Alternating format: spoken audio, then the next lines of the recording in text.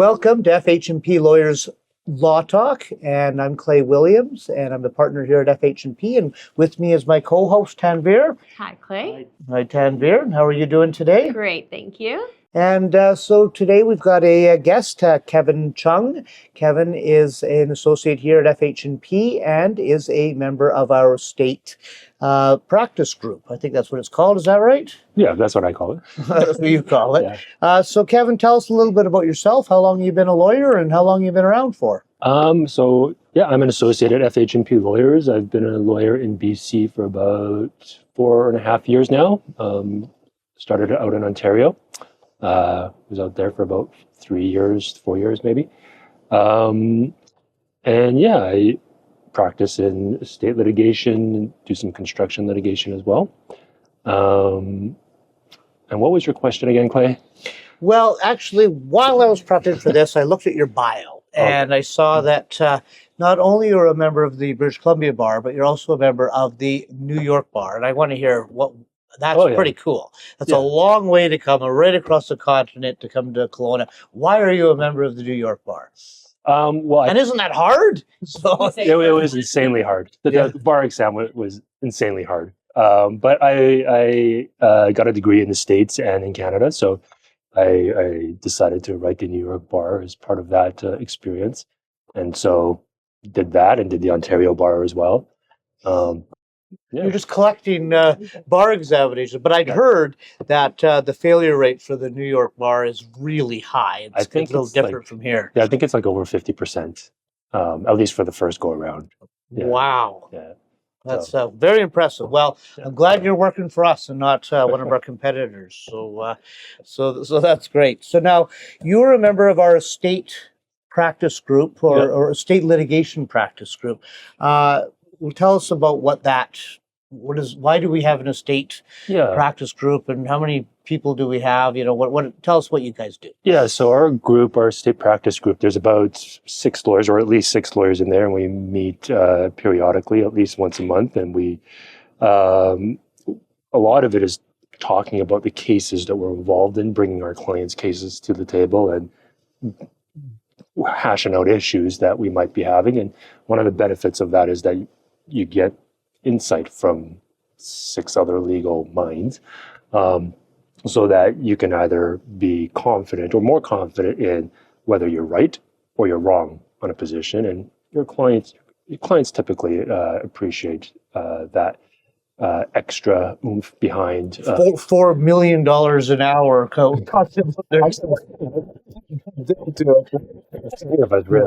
We bill maybe our time, but we don't bill all 6 lawyers' time. So it's, I don't know if it's free, but it's it's discounted for sure. What about so is your practice group solicitors and litigants? Yeah. So there's at least 1 or 2 solicitors. So those are the people that draft the documents, and then there's the litigation team that runs trials or deals with disputes over estates. So it's nice to have a good blend of those 2 sides of an estate.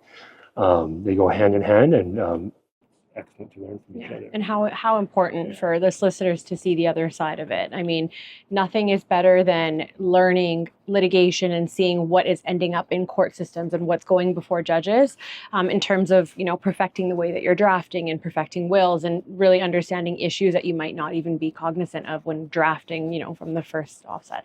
I always say it's beneficial for us to have a full service firm to, throw files back and forth between solicitors and litigators. But I don't know if we want to be throwing our wills to litigators, but, it could happen. So.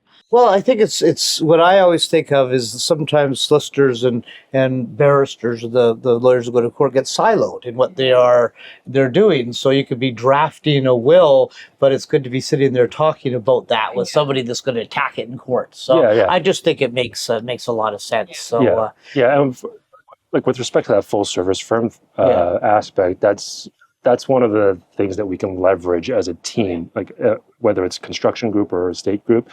We have a team there that can service a particular file, and I think that's highly beneficial for a larger practice team. And you're here to talk about the litigation aspect of the states. Of the states, yes. Okay, so what are the type of cases that you estate litigators deal with? So I think, are you talking about my practice or just estate litigation in general? Well, okay, both. Yeah, both. But I want to know what is the most litigated issue. Probably wills in BC, wills variations. So that's trying to change a will that a beneficiary thinks is unfair. So oftentimes it's children or adult children who have either been disinherited or they're receiving a substantially lower share of the estate compared to other beneficiaries. They bring a challenge to the will, and they say, and the argument is this will is unfair under the circumstances, and they go to court and they ask the judge to vary it, to change the terms of the will. Okay, and so can anybody do that? Or if I may, my friend leaves me in the will, do I get to say I should get more money than the testator's children? If you're a friend, maybe. I mean, maybe you've provided some services, but primarily it's children, spouses, maybe parents, maybe grandchildren, but it's primarily children and spouses that are engaged in these disputes. Okay. Wills variation. So that's probably the biggest one, I think. And so I guess parents would be, they like one of their kids more than another, and so they're going to give that kid more of the estate. Is that kind of pretty much bang or on. they've been estranged from a child or something like that? Yeah. That's bang on. There's a few cases. There's one big case that came out fairly recently that we can talk about later. That deals exactly with that issue. Okay. Yeah. But other than wills variation, there's also disputes about what do the terms of a will mean.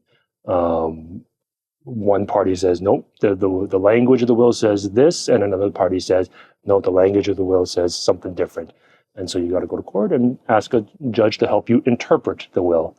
Who brings those questions? I guess the beneficiaries again? The beneficiaries, yeah. It's always the beneficiaries in those cases because they're the ones that stand to gain or lose from the language of the will. So that's another pretty common one. Or disputes about the validity of a will. Yes. Yeah, like maybe the will's unsigned, or maybe there's no witnesses handmade.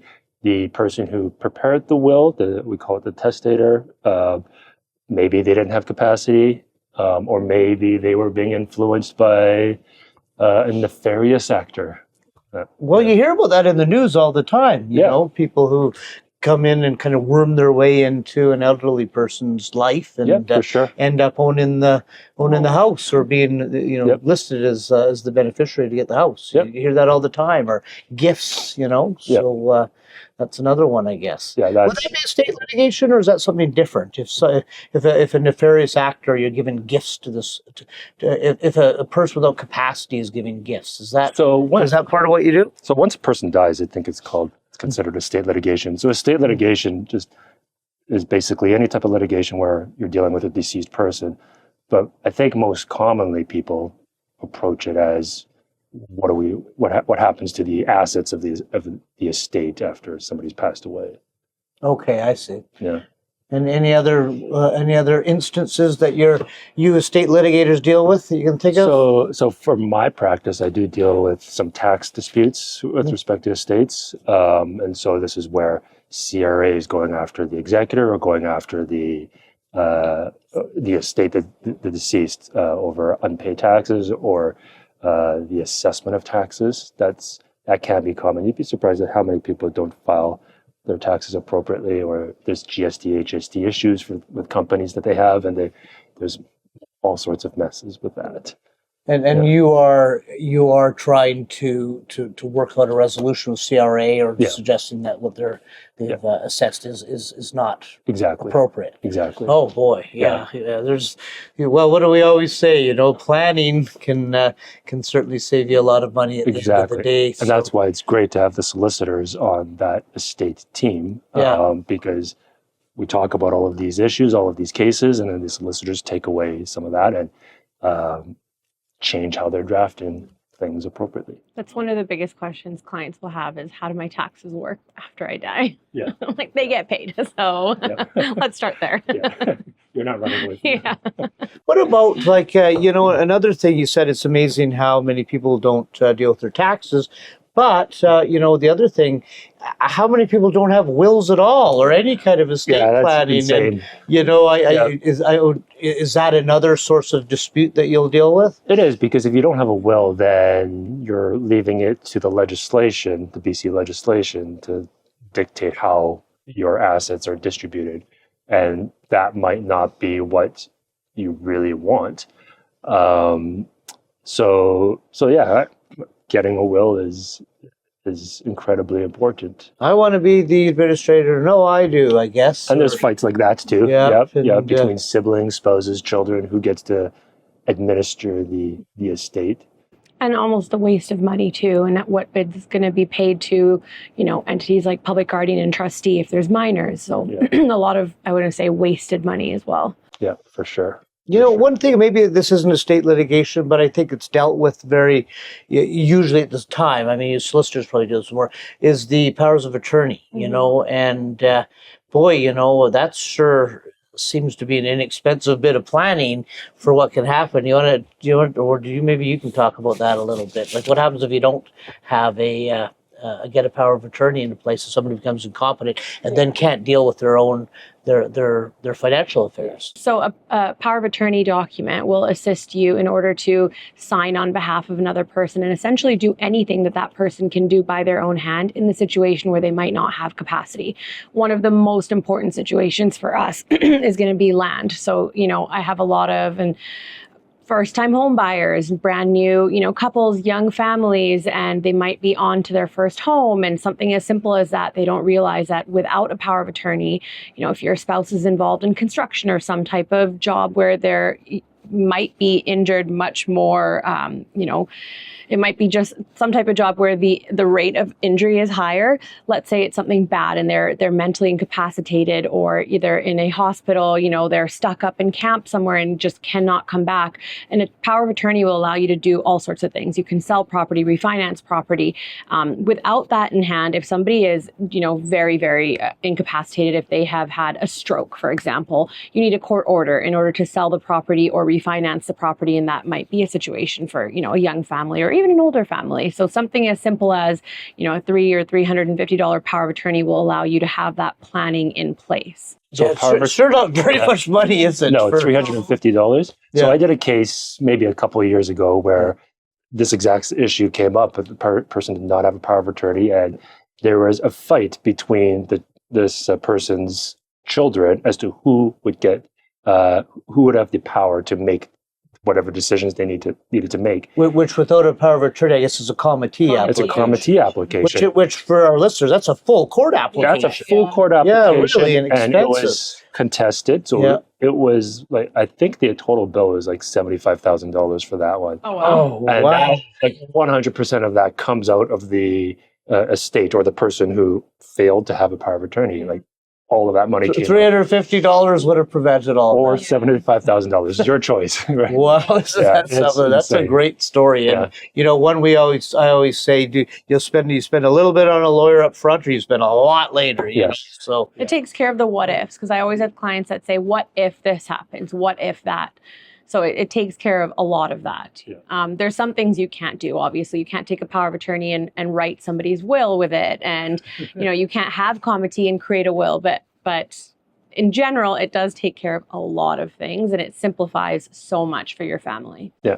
And usually when you're getting your power of attorney, you're also going to do your will and do all of that other planning as well, right? Yeah, we do a bit of a package estate plan here at FH&P. We do the will, the power of attorney, and something called a representation agreement. And not everybody needs all three of those documents, but they do come as a bit of a package. I don't think we should scare our listeners. That $75,000 is kind of a worst case scenario. Oh, that was absolutely the worst case. I want the takeaway to be here that, in all these situations, don't give up. I mean, come talk to us. There is help available. There are remedies available. The law is supposed to follow common sense, and it really, in these situations it does, Yeah. I think. And, will's variation, if you're cut out of the will because you had a fight with your mother and then, she reacted and, cut you out, well, it doesn't necessarily mean it's going to be a $75,000 bill. No. Come and talk to us. Yes. We'll talk to you about it, I Yeah. guess. Yeah. There may be remedies. So, absolutely. So any other areas that you wanted to discuss? For estate litigation, wise, I think I've hit on the top disputes. All right. So takeaways. Yeah. Takeaways would be if you feel that as a beneficiary that you have been Disinherited. disinherited, right? Yeah. Then that's not the end of the day. I mean, there may be a remedy for you. You're not just disinherited. Maybe you're in the will, but your sister's getting in more or something like that. That doesn't necessarily mean the end of the day. Just because a loved one has passed away without a will, there's help for you. What were some of the other things we talked about? Well, where there's a dispute about the interpretation of what a will interpretation, means. right? Yeah. So there's help available. Always. All right. Yeah. So that concludes our today's episode. See you next time.